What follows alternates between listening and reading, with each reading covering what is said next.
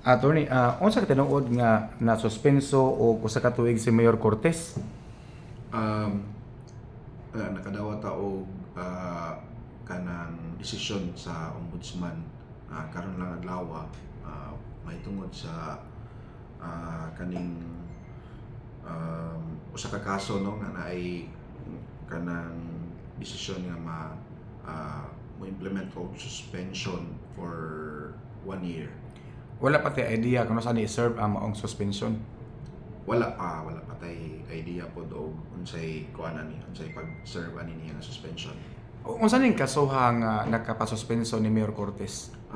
Actually may tungod ni sa pag-designate sa usa sa mga head sa ato ang opisina no ang kaning sa CSWS diin naatoy bakante nga posisyon unya gi-designate sa mayor ang usa sa mga empleyado diri sa ato sa syudad as head sa CSWS. So kani siya dili ni siya may tungod sa corruption. In fact naagid ni siya sa order no nga walay labot ang elements of corruption niini kun dili kuan jud ni siya no ang pagtuo ra gid ni no good faith nga pagtuo sa mayor nga kanang kayuhan ni ang iyang pag-designate sa head sa CSWS nya nakita sa gid nato nga katong sukad atong na designate si Basaka dito sa CSWS mas efficient ang pag deliver sa mga services dito sa kuano sa kanang ato ang constituents og wa sa gyoy mga kanang ingon ta nga mga na-deprive or mga naligsan niini nga kuan.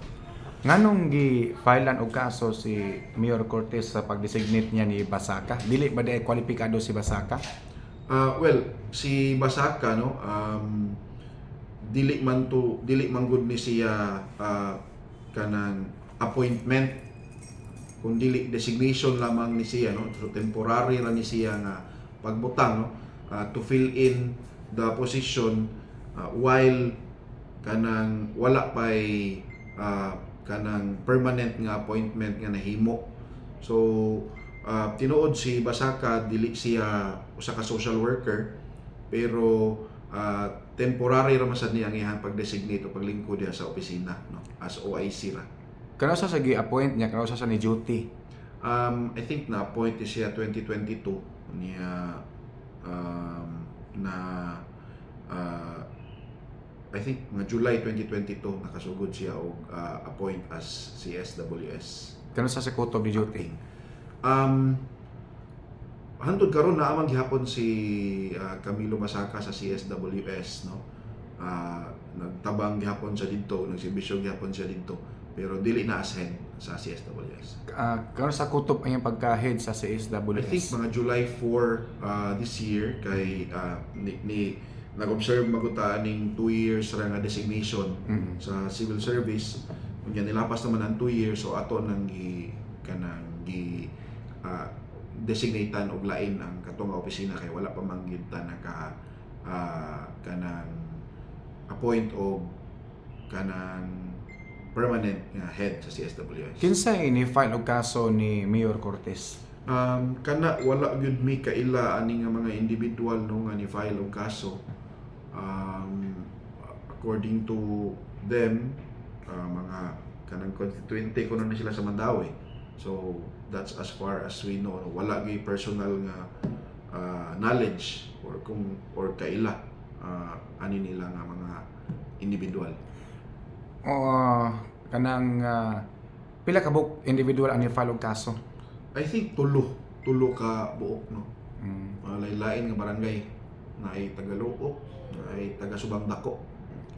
Kani iyang pagka-suspenso preventive na or penalty na gyud ni?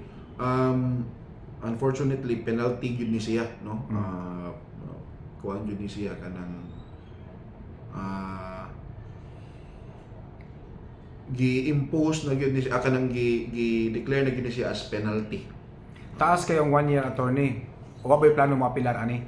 Of course natay plano mo apilar no kay number one para nato ug naa man gani kasaypanan nga nahimo dili commensurate ang penalty no na